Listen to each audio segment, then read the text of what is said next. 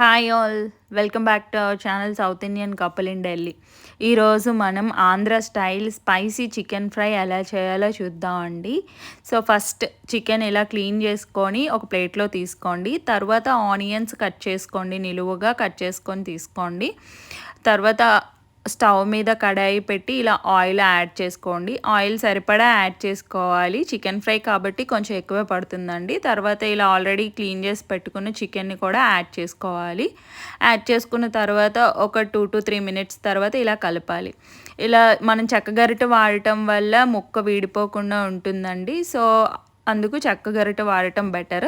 తర్వాత ఆనియన్స్ కూడా యాడ్ చేసుకోండి. ఆనియన్స్ యాడ్ చేసుకొని కొంచెం ఇలా కలుపుకున్న తర్వాత మూత పెట్టి ఒక 5 మినిట్స్ అలా వదిలేయండి. 5 మినిట్స్ తర్వాత చూస్తే ఇలా చికెన్లో ఉన్న వాటర్ అంతా బయటకు వస్తుందండి. దాంతోపాటు మనం కూడా కొంచెం వాటర్ యాడ్ చేసుకోవాలి చికెన్ ఉడకడానికి. తర్వాత అల్లం వెల్లుల్లి పేస్ట్ కూడా యాడ్ చేసుకోవాలి. అలాగే సాల్ట్ అండ్ పసుపు కూడా యాడ్ చేసుకొని కలిపేసి మూత పెట్టేయాలండి. మూత పెట్టి ఒక 5 మినిట్స్ తర్వాత ఇలాగా కరివేపాకు, కారం, ధనియాల పొడి, జీలకర్ర పొడి, మసాలాలన్నీ కూడా యాడ్ చేసేసుకోవాలండి. కారం ఇక్కడ మీకు సరిపడా యాడ్ చేసుకోవాలి. సాల్ట్ కూడా అలాగే మీకు సరిపడా యాడ్ చేసుకోవాలి. అన్నీ యాడ్ చేసుకున్న తర్వాత ఇలా ఒకసారి కలిపేసుకొని మూత పెట్టేయాలండి. ముక్క ఉడికిపోతుంది అన్న టైంలో ఇంకా వేరే మసాలాలు కూడా యాడ్ చేసుకోవాలండి. అదే మేమైతే మా సీక్రెట్ మసాలా యాడ్ చేసేసుకుంటున్నాం.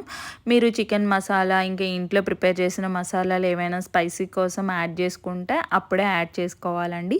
అలా యాడ్ చేసుకున్న తర్వాత దగ్గరికి అయిపోయిన తర్వాత లాస్ట్ కొత్తిమీర అండ్ లెమన్ యాడ్ చేసుకోవడమేనండి. అంతే అండి, స్పైసీ చికెన్ ఫ్రై అయిపోయింది. ప్లేట్లో సర్వ్ చేసి తీసుకోవడమేనండి.